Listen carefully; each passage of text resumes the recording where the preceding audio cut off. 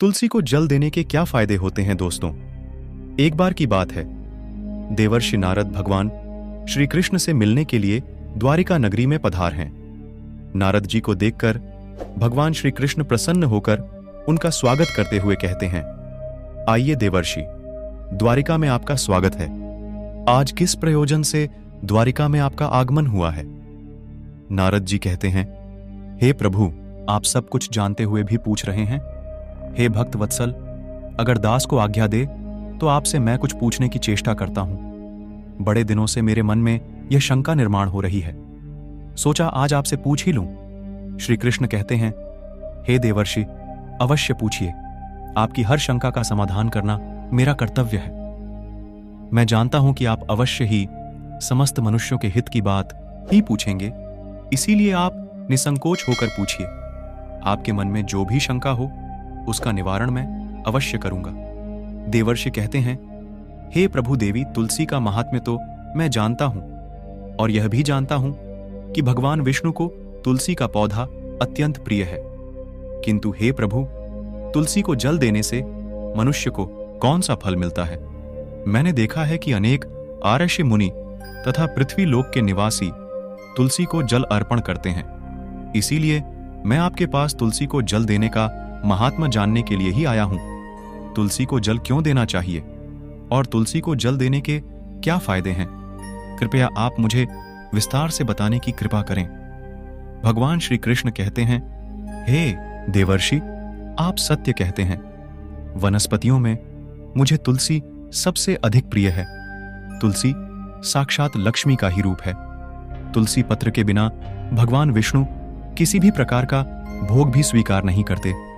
हे देवर्षि, आज मैं आपको तुलसी को जल देने के महात्म्य की एक अत्यंत प्राचीन कथा सुनाता हूं। इस कथा के माध्यम से आपको आपके सभी प्रश्नों के उत्तर मिल जाएंगे। जो भी इस कथा को ध्यान से सुनता है उसे 100 वर्षों तक तुलसी को जल देने का फल मिलता है। इसीलिए देवर्षि, आप इस कथा को ध्यान से पूरा अवश्य सुने। देवर्षि कहते हैं, हे प्रभु, आपके मुख से साक्षात माता लक्ष्मी स्वरूपा तुलसी को जल देने का महात्म्य सुनना बड़े सौभाग्य की बात है। इसीलिए हे प्रभु, आप मुझसे इस आत्म को कहिए। मैं ध्यानपूर्वक इसका श्रवण करूंगा और इसका तीनों लोकों में प्रचार करूंगा। फिर भगवान श्री कृष्ण नारद जी को कथा सुनाने लगते हैं। प्राचीन काल की बात है। सहाय पर्वत पर करवीरपुर में धर्मदत्त नाम के एक विद्वान ब्राह्मण रहा करते थे। धर्मदत्त भगवान विष्णु की भक्ति करने वाले, एकादशी का व्रत करने वाले तथा भली भांति भगवान विष्णु की भक्ति में सदैव ही तत्पर रहते थे। वे नित्य तुलसी का पूजन किया करते थे। नित्य सुबह जागकर तुलसी को जल देना, तुलसी की परिक्रमा करना और संध्या के समय तुलसी के पास दीपक जलाकर भगवान विष्णु का नाम स्मरण किया करते थे। द्वार पर आए हुए अतिथियों का वे आदर सत्कार करते थे। द्वार पर आए हुए अतिथि को वे भगवान विष्णु का रूप मानकर ही उनका सम्मान करते थे। उस ब्राह्मण के गांव में भगवान विष्णु का एक अत्यंत सुंदर और शोभायमान मंदिर था। एक दिन वह ब्राह्मण सुबह जल्दी जागकर स्नान आदि कार्य संपन्न करके भगवान विष्णु के मंदिर की ओर निकल जाता है। उसके पास भगवान के पूजन की समस्त सामग्री होती है और साथ में तुलसी जल भी होता है। मंदिर को जाने के लिए जंगल के मार्ग से वह निकल पड़ता है। कुछ देर तक चलने के बाद उसे एक राक्षसी दिखाई पड़ती है जो उसी की तरफ आ रही होती है। उस राक्षसी की आवाज बहुत भयंकर होती है, जिसे सुनकर कोई भी भय से थर थर कांपने लग जाए। राक्षसी के दांत लंबे और टेढ़े मेढ़े होते हैं। उसकी लप्पल जीभ ढह हुई लाल रंग की आंखें, नग्न शरीर और बड़े बड़े ओंठ, सिर पर बड़े बड़े सिंग होते हैं, जिसे देखकर कोई भी साधारण मनुष्य भयभीत हो जाए। वह भयंकर राक्षसी ब्राह्मण को देखकर उसे खाने के लिए उसकी तरफ आने लगती है। राक्षसी सोचने लगती है, आज तो बहुत ताजा ताजा मांस खाने को मिलेगा। आज मेरा शिकार मेरी तरफ ही आ रहा है। उस राक्षसी को देखकर वह ब्राह्मण भयभीत हो जाता है और भगवान से रक्षा की प्रार्थना करने लगता है। वह ब्राह्मण उस राक्षसी से बचने के लिए झाड़ियों के पीछे छिप जाता है, लेकिन वह राक्षसी उसके नजदीक आ जाती है और कहने लगती है, हे मनुष्य, तू मुझसे बच नहीं सकता। तेरी मृत्यु तय है। आज ईश्वर ने तुझे मेरा ग्रास नियुक्त किया है, इसीलिए तू बचने का व्यर्थ ही प्रयास कर रहा है। इस जंगल में मुझसे कोई नहीं बच सकता। जो भी प्राणी मेरे पास आता है वह मेरा भोजन अवश्य बन जाता है। मुझे पता है तू झाड़ियों के पीछे छिपा हुआ है। तेरी आकृति मुझे साफ साफ दिखाई पड़ रही है, इसीलिए तू जल्दी मेरे सामने आ जा। राक्षसी की ऐसी बातें सुनकर ब्राह्मण के पसीने छूटने लगते हैं। वह भय से थर्रा उठता है, उसका अंग कांपने लगता है। फिर वह ब्राह्मण भगवान विष्णु का स्मरण करते हुए सोचने लगता है, मैं भगवान विष्णु का परम भक्त हूं, नित्य उनकी पूजा करता हूं। मुझे राक्षसों से कैसा भय? अगर भगवान की यही इच्छा है तो मैं उस राक्षसी के सामने खड़ा हो जाता हूं। फिर वह ब्राह्मण साहस करते हुए बाहर आ जाता है और साहस करते हुए वह पात्र में रखा हुआ तुलसी दल मिश्रित जल उस राक्षसी के ऊपर फेंक देता है। तुलसी दल मिश्रित जल राक्षसी पर पड़ते ही राक्षसी का अंग जलने लगा और उसके सभी पातक नष्ट हो गए। उस जल के प्रभाव से उस राक्षसी का उग्र स्वभाव अचानक से शांत हो गया और फिर उसे अचानक से उसके पिछले जन्मों का स्मरण होने लगा। उसने पिछले जन्म में जो जो पाप कर्म किए थे वह सब उसे याद आने लगे और उसे नरक में कौन कौन सी सजाएं भुगतनी पड़ी थीं, सब कुछ अचानक से उसे याद आ गया। फिर वह राक्षसी उस ब्राह्मण की ओर देखकर कहने लगी, हे ब्राह्मण देवता, आप कौन हैं? आपने मुझ पर यह कौन सा जल डाल दिया है जिससे मेरा अंतक शुद्ध हो गया है? मेरी तामसिक प्रवृत्ति नष्ट हो गई है। मैं तो यहां पर आपको भोजन समझकर खाने के लिए आई थी, किंतु अब मेरी भूख भी शांत हो चुकी है और मुझे अपने पूर्व जन्म के कर्म याद आने लगे हैं। व्रत करने वाले तथा भली भांति भगवान विष्णु की भक्ति में सदैव ही तत्पर रहते थे। वे नित्य तुलसी का पूजन किया करते थे। नित्य सुबह जागकर तुलसी को जल देना, तुलसी की परिक्रमा करना और संध्या के समय तुलसी के पास दीपक जलाकर भगवान विष्णु का नाम स्मरण किया करते थे। द्वार पर आए हुए अतिथियों का वे आदर सत्कार करते थे। द्वार पर आए हुए अतिथि को वे भगवान विष्णु का रूप मानकर ही उनका सम्मान करते थे। उस ब्राह्मण के गांव में भगवान विष्णु का एक अत्यंत सुंदर और शोभायमान मंदिर था। एक दिन वह ब्राह्मण सुबह जल्दी जागकर स्नान आदि कार्य संपन्न करके भगवान विष्णु के मंदिर की ओर निकल जाता है। उसके पास भगवान के पूजन की समस्त सामग्री होती है और साथ में तुलसी जल भी होता है। मंदिर को जाने के लिए जंगल के मार्ग से वह निकल पड़ता है। कुछ देर तक चलने के बाद उसे एक राक्षसी दिखाई पड़ती है जो उसी की तरफ आ रही होती है। उस राक्षसी की आवाज बहुत भयंकर होती है, जिसे सुनकर कोई भी भय से थर थर कांपने लग जाए। राक्षसी के दांत लंबे और टेढ़े मेढ़े होते हैं।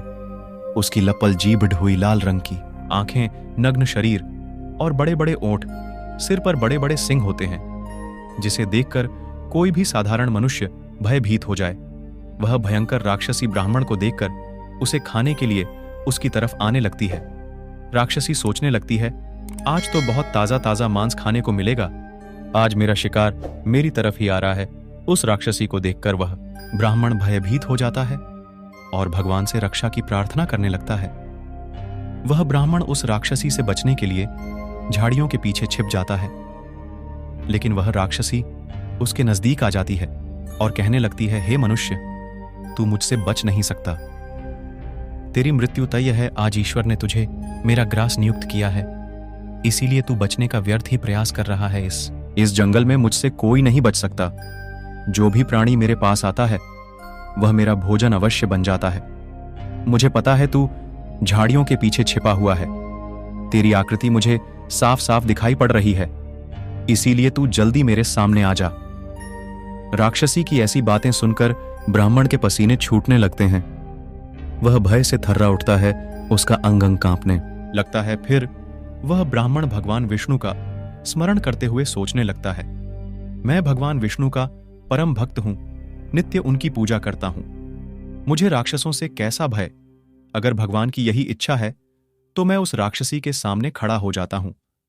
फिर वह ब्राह्मण साहस करते हुए बाहर आ जाता है और साहस करते हुए वह पात्र में रखा हुआ तुलसी दल मिश्रित, किस कारण से मुझे राक्षसी का शरीर प्राप्त हुआ, पूर्व जन्म के पाप के कारण ही मैं इस दशा को पहुंच गई हूं। इसीलिए हे ब्राह्मण देवता, मुझे क्षमा करके बताने का कष्ट करें। ब्राह्मण कहता है, हे राक्षसी, मैं भगवान विष्णु का भक्त धर्मदत्त हूं और मैंने तुम पर तुलसी दल मिश्रित जल डाल दिया है, जिससे तुम्हारे दुष्ट स्वभाव का नाश हुआ है। हे राक्षसी, तुम मुझे बताओ, तुम कौन हो? तुम कहां से आई हो? इस वन में राक्षसी बनकर क्यों भटक रही हो? किस पाप के कारण तुम्हारी ऐसी दुर्दशा हुई है? मुझे सारी बातें विस्तार से बताओ। यदि तुम्हारी मुक्ति का कोई उपाय हो तो मैं अवश्य करूंगा। फिर वह राक्षसी कहने लगी, हे ब्राह्मण देवता, मैं आपको मेरे पूर्व जन्म का वृतांत सुनाती हूं। पूर्व जन्म में सौराष्ट्र नाम के नगर में भिक्षु नाम के एक ब्राह्मण रहा करते थे, जो अत्यंत गुणवान, पुण्य तथा धर्म का पालन करने वाले थे। मैं उन्हीं की पत्नी थी और मेरा नाम कल था। उस जन्म में मैं बड़े भयंकर स्वभाव की स्त्री थी। मैंने वचन से अपने पति का कभी भला नहीं किया, कभी उन्हें भोजन नहीं परोसा। मैं अकेले ही मिष्टान्न भोजन करती थी और पति को बासी अन्न खिलाती थी। मैंने हमेशा अपने पति की आज्ञा का उल्लंघन किया, कभी उनकी कोई बात नहीं मानी, हमेशा अपनी ही मनमानी करती थी। कलह करना मुझे विशेष प्रिय था। मैं सदैव ही अपने पति के साथ कलह करती थी। मैंने अपने पति के माता पिता की कभी सेवा नहीं की, उनके साथ सदैव ही दुर्व्यवहार किया। मेरे पति मुझसे सदा दुखी रहते थे। मेरे आचरण से उन्हें बहुत कष्ट होता था। मेरे दुष्ट आचरण से दुखी होकर मेरे पति ने दूसरी स्त्री से विवाह करने का विचार किया। तब मैंने क्रोध में आकर विष खाकर अपने प्राण त्याग दिए। फिर यमराज के 2 दूत मुझे लेने के लिए आ गए और मुझे पाश में बांधकर पीठ हुए यमलोक लेकर गए। यमदूतों ने मुझे यमराज के सामने खड़ा कर दिया।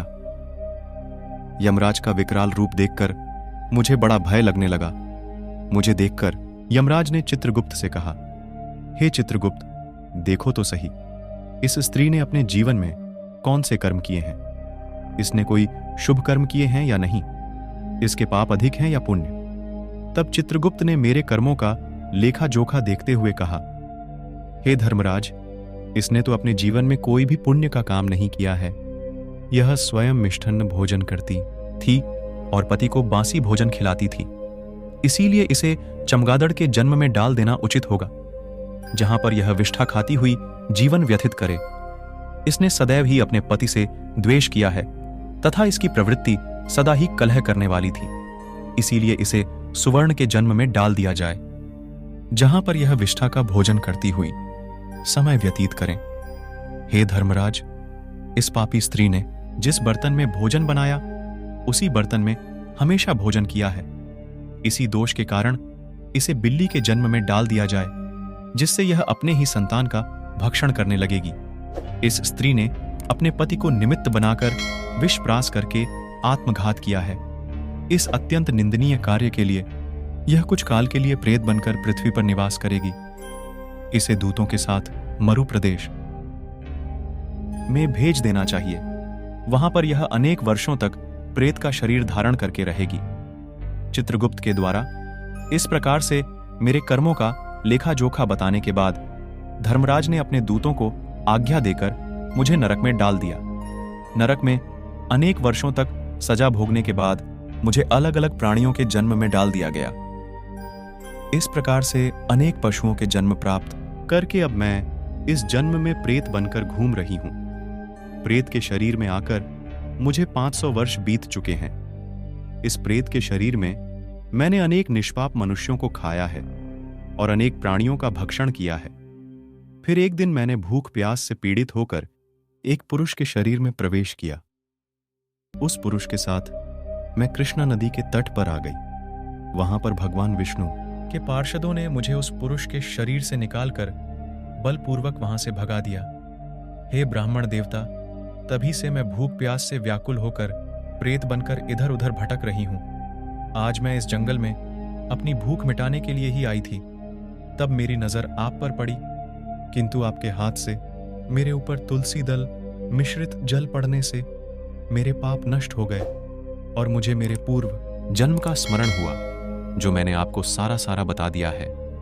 हे विप्रव, आप मुझ पर कृपा कीजिए। आप कोई पुण्यात्मा दिखाई पड़ते हो। कृपया आप मुझे इस प्रेत के शरीर से मुक्ति दिलाए। मां दत्त ब्राह्मण कहता है, हे राक्षसी, तीर्थ स्नान दान तथा व्रत आदि कार्यों से मनुष्यों के पाप नष्ट हो जाते हैं, किंतु इस समय पर तुम प्रेत के शरीर में हो, इसीलिए यह कार्य तुम नहीं कर पाओगी। तुम्हारी ऐसी दुर्गति देखकर मुझे बड़ा दुख हो रहा है। तुम्हारा दुख देखकर तुम्हारा उद्धार किए बिना मेरे मन को शांति नहीं मिलेगी। मैं भगवान विष्णु का भक्त हूं और मैं नित्य तुलसी को जल देता हूं, तुलसी को प्रणाम करता हूं। शास्त्र कहते हैं कि जो तुलसी को जल देता है उसके समस्त पाप नष्ट हो जाते हैं। इसीलिए मैं तुम्हें मेरा तुलसी को जल देने का पुण्य प्रदान करता हूं। यह पुण्य लेकर तुम उत्तम गति को प्राप्त हो जाओ, ऐसी मैं भगवान विष्णु के श्री चरणों में प्रार्थना करता हूं। इतना कहकर धर्मदत्त ने भगवान विष्णु का स्मरण करते हुए तुलसी मिश्रित जल उस राक्षसी के शरीर पर डाल दिया और कहा, हे प्रभु, मैंने सच्चे हृदय से तुलसी को जो जल चढ़ाया है उसका पुण्य इस राक्षसी को देता हूं, कृपया इसको प्रदान कीजिए। जैसे ही वह तुलसी मिश्रित जल उस राक्षसी के शरीर पर पड़ा, उसका राक्षसी शरीर भस्म हो गया और उसके शरीर से एक दिव्य रूप धारण की हुई स्त्री निकली। वह साक्षात देवी के समान तेजस्विनी दिखाई देने लगी। उसका रूप देखकर ऐसा जान पड़ रहा था कि वह स्वर्ग लोक की कोई अप्सरा हो। तब उस स्त्री ने धर्मदत्त को प्रणाम किया और कहने लगी, देता हूं, कृपया इसको प्रदान कीजिए।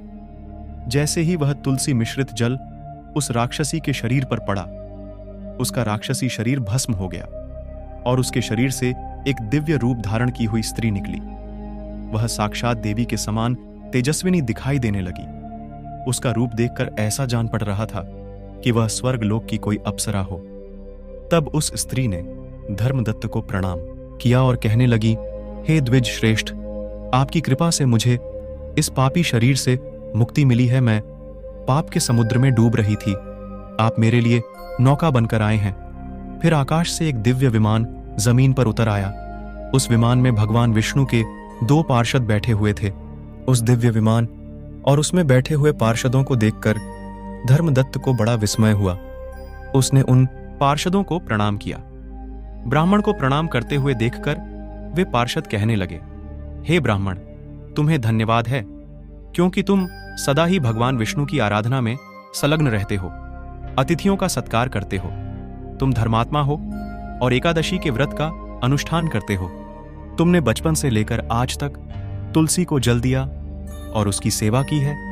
तुम्हारे पुण्य के दान से ही यह राक्षसी पाप से मुक्त होकर विष्णु लोक को जा रही है। जब तुम्हारे इस शरीर का अंत होगा, तुम अपनी पत्नी के साथ भगवान विष्णु के धाम वैकुंठ लोक में जाओगे और उन्हीं के समीप चिरकाल तक निवास करोगे।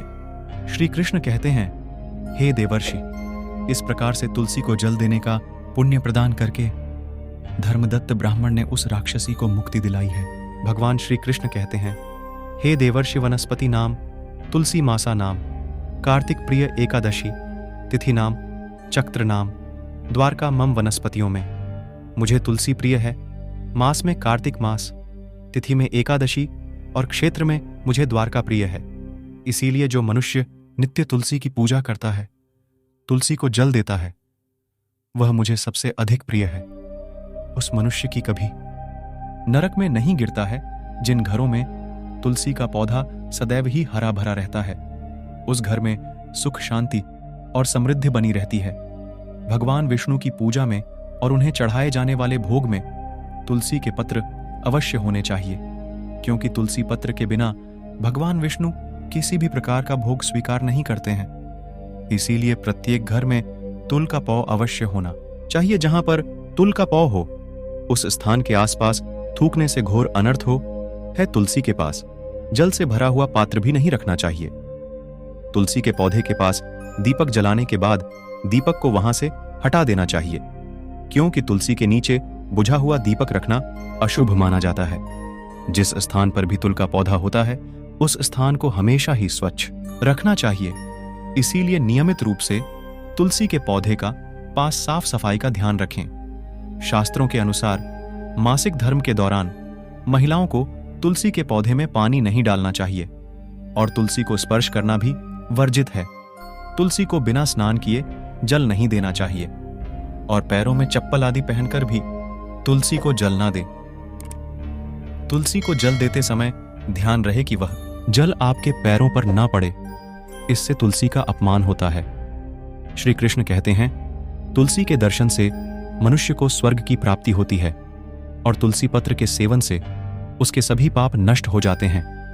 तुलसी का पौधा हमेशा ही घर के सामने लगाना चाहिए। इसे पूर्व अथवा उत्तर दिशा में लगाना सबसे अधिक शुभ होता है। हे देवर्षि, इस प्रकार से मैंने आपको तुलसी को जल देने का महात्म्य सुना दिया है। अब आपकी सभी शंकाओं का समाधान हो गया होगा। देवर्षि कहते हैं, हे प्रभु, आप धन्य हैं। आपके मुख से तुलसी को जल देने का महात्म्य सुनकर मुझे बड़ी प्रसन्नता हो रही है। इस कथा का श्रवण करके मेरे मन की सभी शंकाओं का समाधान हो गया है। अब मैं इस कथा का तीनों लोकों में प्रचार करूंगा। तो दोस्तों, इस प्रकार से भगवान श्री कृष्ण ने तुलसी को जल देने का महात्मा नारद जी को सुना दिया। आपको यह कथा कैसी लगी? कमेंट करके अवश्य बताएं। आपने इस कथा को ध्यान से पूरा सुना, इसलिए आप सभी का धन्यवाद। आप इस कथा को शेयर करके इसका प्रचार अवश्य करें। अगर जानकारी अच्छी लगी तो वीडियो को लाइक जरूर करें। कमेंट में जय श्री कृष्ण अवश्य लिखें। साथ ही चैनल को सब्सक्राइब करें। आप सभी का धन्यवाद।